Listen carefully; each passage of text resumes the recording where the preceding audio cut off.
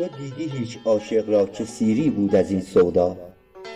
تو دیدی هیچ ماهی را که او شد سیر از این دریا؟ تو دیدی هیچ نقشی را که از نقاش بگریزد؟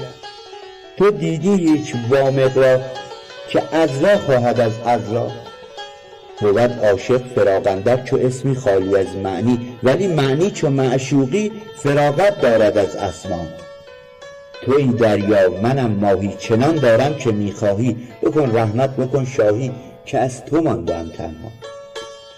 ایا شاهنشه قاهر چه قحط رحمت است آخر، دمی که تو نیی حاضر گرفت آتش چنین بالا. اگر آتش تو را بیند چنان در گوشه بنشیند، که از آتش هر که گل چیند دهد آتش گل رعنا. عذاب است این جهان بی تو، مبادا یک زمان بی تو، به جان تو که جان بی تو شکنجه است و بلا بر ما.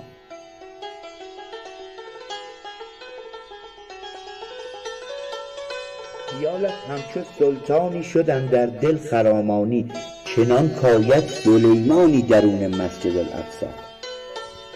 هزاران مشعله بر شد، همه مسجد منور شد، بهشت و حوض کوثر شد پر از رضوان، پر از حورا. تعالی الله تعالی الله، درون چرخ چندین مه، پر از حور است این خرگه نهان از دیده اعمی.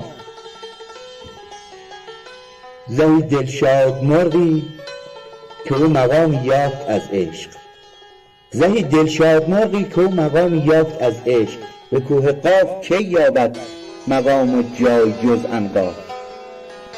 زهی عنقای ربانی شهنشه شمس تبریزی که او شمسی است نی شرقی و نی غربی و نی در جا.